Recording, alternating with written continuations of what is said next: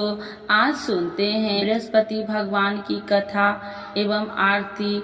तो एक बार बोलिए प्रेम से बृहस्पति भगवान की जय, लक्ष्मी माता की जय। कि प्राचीन समय की बात है, भारतवर्ष में एक राजा राज्य करता था। वह बड़ा प्रतापी और दानी था।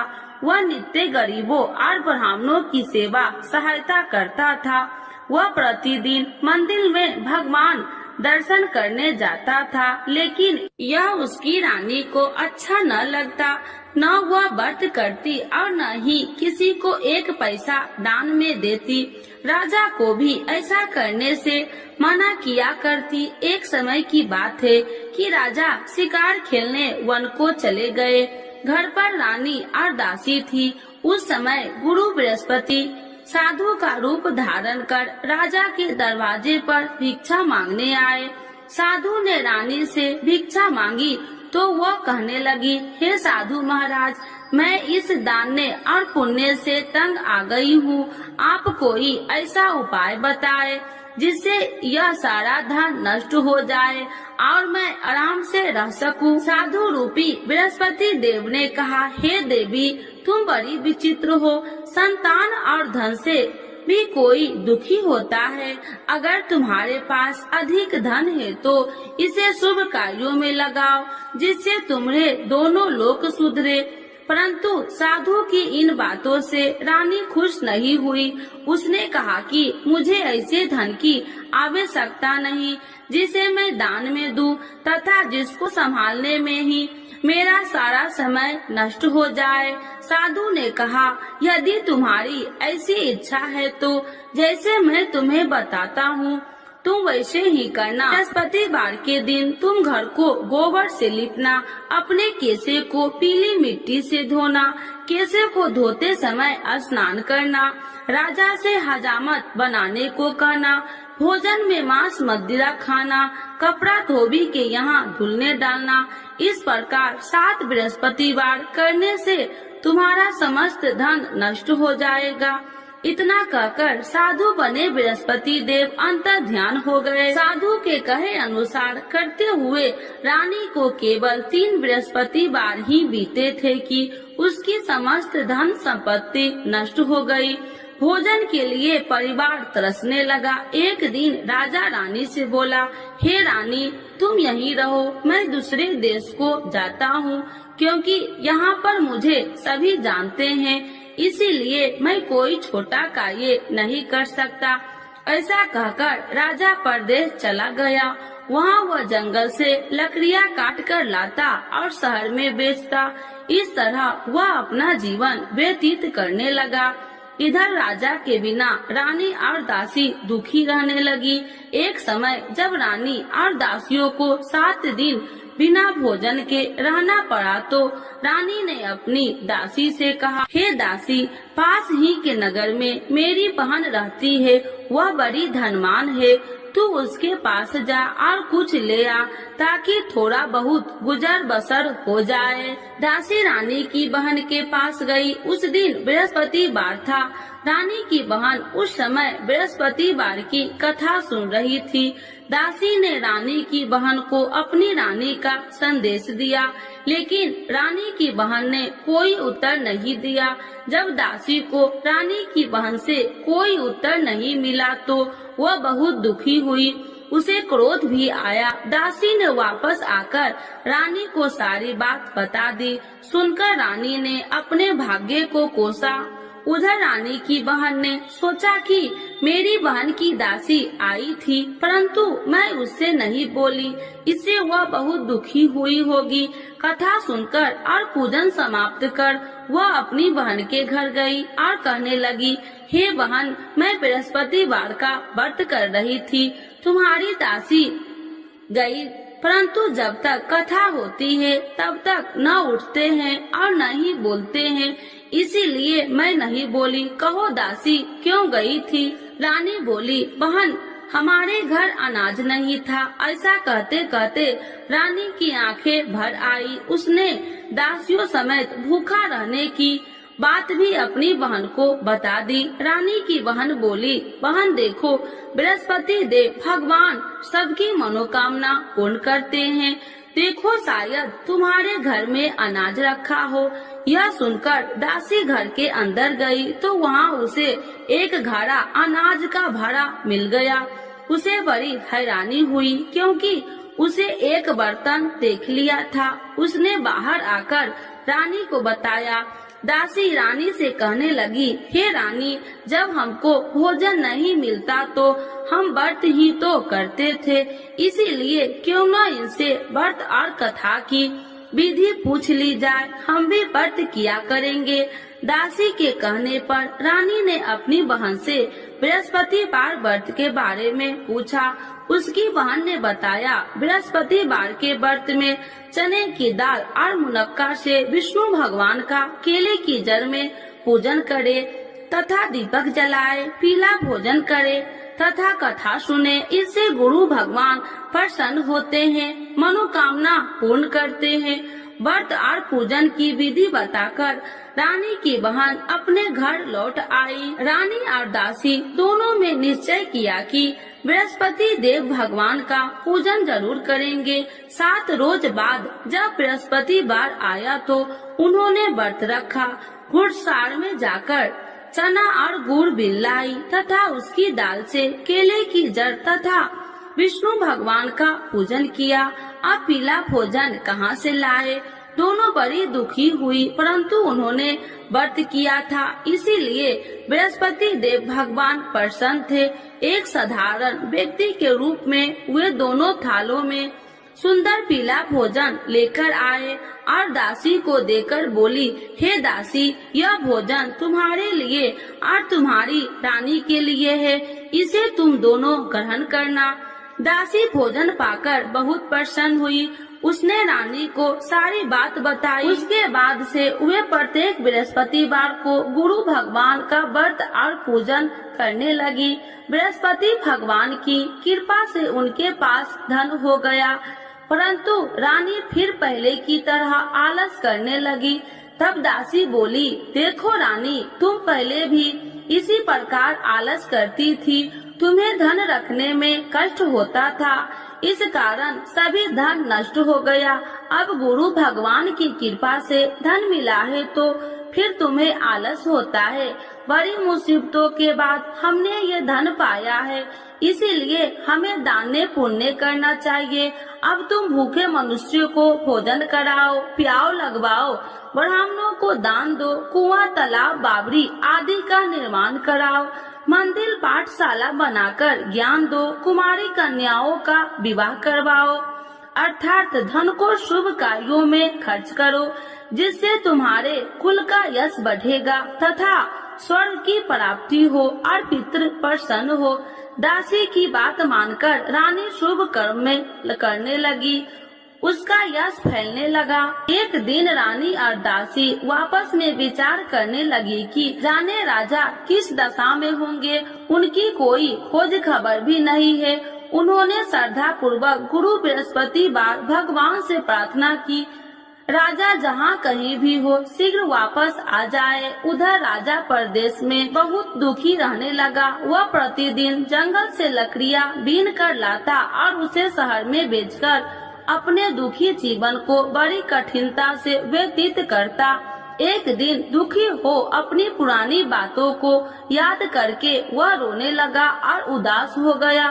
उसी समय राजा के पास बृहस्पति देव साधु के भेष में आकर बोले, हे लकड़हारे, तुम इस सुनसान जंगल में किस चिंता में बैठे हो, मुझे बतलाओ। यह सुन राजा के नेत्रों में जल भर गया और साधु की वंदना कर राजा ने अपनी संपूर्ण कहानी सुना दी।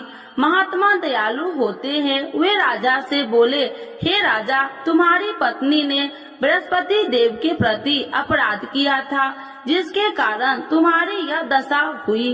अब तुम चिंता मत करो, भगवान तुम्हें पहले से अधिक धन देंगे। देखो, तुम्हारी पत्नी ने बृहस्पतिवार का व्रत प्रारंभ कर दिया है। अब तुम भी बृहस्पतिवार का व्रत करके चने की दाल व गुड़ जल के लोटे में डालकर केले का पूजन करो। फिर कथा कहो या सुनो, भगवान तुम्हारी सब मनोकामनाओं को पूर्ण करेंगे। साधु की बात सुनकर राजा बोले, हे प्रभु, लकड़ी बेचकर तो इतना पैसा भई नहीं बचता जिससे भोजन के उपरांत कुछ बचा सकूं। मैंने रात्रि में अपनी रानी को व्याकुल देखा है। मेरे पास कोई साधन नहीं जिससे उसका समाचार जान सकूं। फिर मैं कौन सी कहानी कहूँ, यह भी मुझको मालूम नहीं। साधु ने कहा, हे राजा, मन में बृहस्पति भगवान के पूजन व्रत का निश्चय करो। वे स्वयं तुम्हारे लिए कोई राह बना देंगे। बृहस्पतिवार के दिन तुम रोजाना की तरह लकड़ियाँ लेकर शहर में जाना। तुम्हें रोज से 2 गुना धन मिलेगा, जिससे तुम भली भांति भोजन कर लोगे तथा बृहस्पति देव की पूजा का सामान भी आ जाएगा। धीरे धीरे समय व्यतीत होने पर फिर बृहस्पतिवार का दिन आया। राजा जंगल से लकड़ियाँ काटकर शहर में बेचने लगा। उसे उस दिन और 2 दिनों से अधिक धन मिला। राजा ने चना गुड़ आदि लाकर बृहस्पतिवार का व्रत किया। उस दिन से उसके सभी कलेश दूर हुए। परंतु जब अगले गुरुवार का दिन आया तो वह बृहस्पतिवार का व्रत करना भूल गया। इस कारण बृहस्पति भगवान नाराज हो गए। उस दिन उस नगर के राजा ने विशाल यज्ञ का आयोजन किया था तथा अपने समस्त राज्यों में घोषणा करवा दी कि सभी मेरे यहाँ भोजन करने आवे, किसी के घर चूल्हा न जले। इस आज्ञा को जो न मानेगा उसको फांसी दे दी जाएगी। राजा की आज्ञा अनुसार राज्य के सभी वासी राजा के भोजन में सम्मिलित हुए, लेकिन लकड़हारा कुछ देर से पहुंचा, इसीलिए राजा को उसको अपने साथ महल में ले गए। जब राजा लकड़हारे को भोजन करा रहे थे तो रानी की दृष्टि उस खूंटी पर पड़ी जिस पर उसका हार लटका हुआ था। उसे हार खूंटी पर लटका दिखाई नहीं दिया। रानी को निश्चय हो गया कि मेरा हार इस लकड़हारे ने चुरा लिया है। उसी समय सैनिक बुलाकर उसको जेल में डलवा दिया। लकड़हारा जेल में विचार करने लगा कि जाने कौन से पूर्व जन्म के कर्म से मुझे यह दुख प्राप्त हुआ है। आज जंगल में मिले साधु को याद करने लगा। तत्काल बृहस्पति देव साधु के रूप में प्रकट हो गए और कहने लगे, अरे मूर्ख, तूने बृहस्पति देवता की कथा नहीं की, इसी कारण तुझे यह दुख प्राप्त हुआ है। अब चिंता मत कर, बृहस्पतिवार के दिन जेल खाने के दरवाजे पर तुझे 4 पैसे पड़े मिलेंगे। उनसे तू बृहस्पतिवार की पूजा करना तो तेरे सभी कष्ट दूर हो जाएंगे। अगले बृहस्पतिवार उसे जेल के द्वार पर 4 पैसा मिले। राजा के पूजा का सामान मंगवाकर कथा कही और प्रसाद बांटा।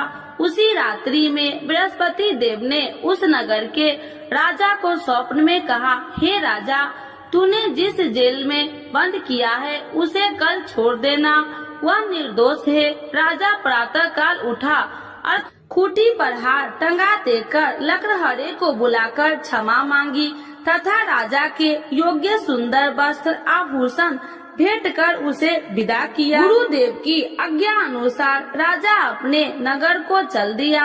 राजा जब नगर के निकट पहुंचा तो उसे बड़ा ही आश्चर्य हुआ। नगर में पहले से अधिक बाग, तालाब और कुएं तथा बहुत सी धर्मशालाएं, मंदिर आदि बने हुए थे। राजा ने पूछा कि यह किसका बाग और धर्मशाला है। तब नगर के सब लोग कहने लगे कि यह सब रानी और दासी द्वारा बनवाए गए हैं। राजा को आश्चर्य हुआ और गुस्सा भी आया कि उसकी अनुपस्थिति में रानी के पास धन कहां से आया होगा। जब रानी ने यह खबर सुनी कि राजा आ रहे हैं तो उसने अपनी दासी से कहा, हे दासी, देख राजा हमको कितनी बुरी हालत में छोड़ के गए थे, वह हमारी ऐसी हालत देखकर लौट न जाए, इसीलिए तू दरवाजे पर खड़ी हो जा। रानी की आज्ञा अनुसार दासी दरवाजे पर खड़ी हो गई और जब राजा आए तो उन्हें अपने साथ महल में लिवा आई। तब राजा ने क्रोध करके अपनी तलवार निकाली और पूछने लगी, बताओ यह धन तुम्हें कैसे प्राप्त हुआ। तब रानी ने सारी कथा कह सुनाई। राजा ने निश्चय किया कि मैं रोजाना दिन में 3 बार कहानी कहा करूँगा और रोज व्रत किया करूँगा। अब हर समय राजा के दुपट्टे में चने की दाल बंधी रहती तथा दिन में 3 बार कथा कहता। एक रोज राजा ने विचार किया कि चलो अपनी बहन के यहाँ हो आऊं। इस तरह का निश्चय कर राजा घोड़े पर सवार हो अपनी बहन के यहाँ चल दिया। मार्ग में उसने देखा कि कुछ आदमी एक मुर्दे को लिए जा रहे हैं। उन्हें रोककर राजा कहने लगा, अरे भाइयों, मेरी बृहस्पतिवार की कथा सुन लो। वे बोले, लो हमारा तो आदमी मर गया है, इसको अपनी कथा की पड़ी है। परंतु कुछ आदमी बोले, अच्छा कहो, हम तुम्हारी कथा भी सुनेंगे। राजा ने दाल निकाली और कथा कहनी शुरू कर दी। जब कथा आदि हुई तो मुर्दा हिलने लगा और जब कथा समाप्त हुई तो राम राम कह के वह मुर्दा खड़ा हो गया। राजा आगे बढ़ा, उसे चलते चलते शाम हो गई। आगे मार्ग में उसे एक किसान खेत में हल चलाता मिला। राजा ने उसे कथा सुनने का आग्रह किया, लेकिन वह नहीं माना। राजा आगे चल पड़ा। राजा के हटते ही बैल पछाड़ खाकर गिर गए तथा किसान के पेट में बहुत जोर से दर्द होने लगी। उसी समय किसान की माँ रोटी लेकर आई। उसने जब देखा तो अपने पुत्र से सब हाल पूछा। बेटे ने सभी हाल बता दिया। बुढ़िया दौड़ी दौड़ी उस घुड़सवार के पास पहुँची और उसने बोली, मैं तेरी कथा सुनूंगी, तू अपनी कथा मेरे खेत पर ही चलकर कहना। राजा ने लौटकर बुढ़िया के खेत पर जाकर कथा कही, जिसके सुनते ही बैल खड़े हो गए तथा किसान के पेट का दर्द भी बंद हो गया। राजा अपनी बहन के घर पहुंच गया। बहन ने भाई को खूब मेहमानबाजी की। दूसरे रोज प्रातः काल राजा जागा तो वह देखने लगा कि सब लोग भोजन कर रहे हैं। राजा ने अपनी बहन से जब पूछा, ऐसा कोई मनुष्य नहीं है जिसने भोजन नहीं किया हो, जो मेरी बृहस्पतिवार की कथा सुन ले। बहन बोली, हे भैया, यह देश ऐसा ही है। यहाँ लोग पहले भोजन करते हैं, बाद में कोई अन्य काम करते हैं। फिर वह एक कुम्हार के घर गई, जिसका लड़का बीमार था। उसे मालूम हुआ कि उसके यहाँ 3 दिन से किसी ने भोजन नहीं किया है। रानी ने अपने भाई की कथा सुनने के लिए कुम्हार से कहा। वह तैयार हो गया। राजा ने जाकर बृहस्पतिवार की कथा कही, जिसको सुनकर उसका लड़का ठीक हो गया। अब तो राजा को प्रशंसा होने लगी। एक दिन राजा ने अपनी बहन से कहा, हे बहन, अब मैं अपने घर जाऊंगा, तुम भी तैयार हो जाओ। राजा की बहन ने अपनी सास से अपने भाई के साथ जाने की आज्ञा मांगी।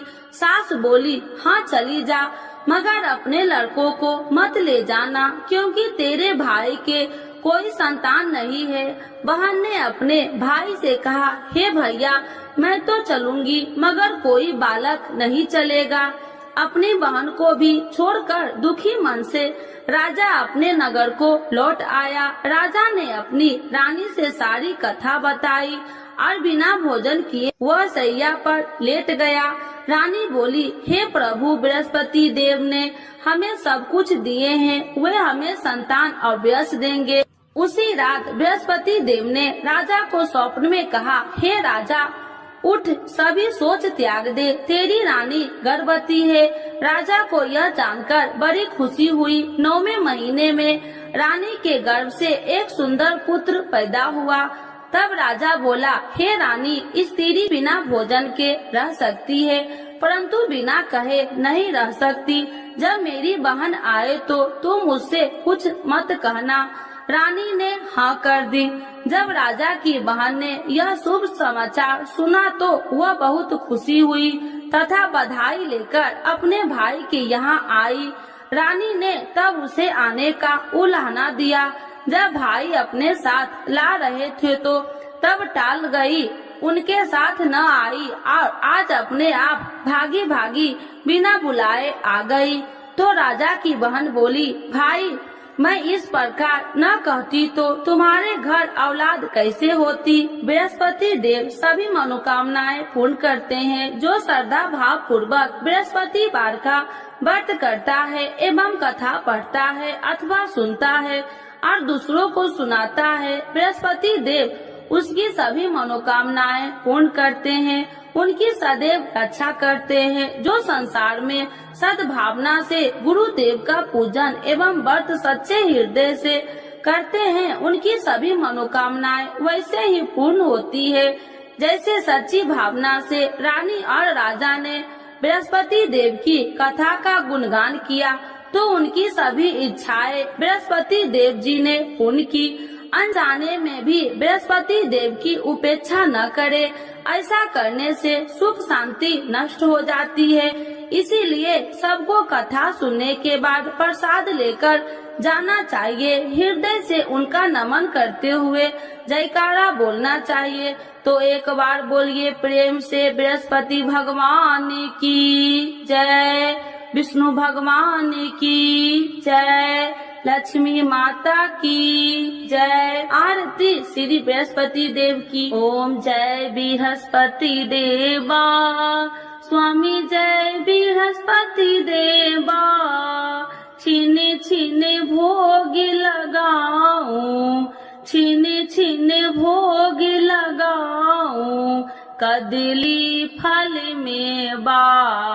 ओम जय बृहस्पति देवा, तुम्हें पूरन परमात्मा, तुम्हें अंतर्यामी, स्वामी तुम्हें अंतर्यामी। जगत पिता जगदीश्वर, जगत पिता जगदीश्वर, तुम सबके स्वामी। ओम जय बृहस्पति देवा, चरणामृत निज निर्मल, सब पातक हरिता। स्वामी सब पातक हरिता, सकल मनोरथ दायकी, सकल मनोरथ दायकी। कृपा करो भरता। ओम जय बृहस्पति देवा, तन मन धन अर्पण कर, जो जन शरण पड़े। स्वामी जो जन शरण पड़े, प्रभु प्रकट तब हो करे, प्रभु प्रकट तब हो कर, आकर द्वार खड़े। ओम जय बृहस्पति देवा, दीन दयाल दयानिधि, भक्तन हितकारी। स्वामी भक्तन हितकारी, पाप दोष सब हरता, पाप दोष सब हरता, भव बंधन हारी। ओम जय बृहस्पति देवा, सकल मनोरथ दायकी, सब संशय तारो। स्वामी सब संशय तारो, विषय विकार मिटाओ, विषय विकार मिटाओ, संतन सुखकारी। ओम जय बृहस्पति देवा, जो कोई आरती तेरी प्रेम सहित गावे। स्वामी प्रेम सहित गावे, ज्येष्ठानंद बंद सो, ज्येष्ठानंद बंद सो, सो निश्चय पावे। ओम जय बृहस्पति देवा, स्वामी जय बृहस्पति देवा। बृहस्पति भगवान की जय, विष्णु भगवान की जय, लक्ष्मी माता की जय।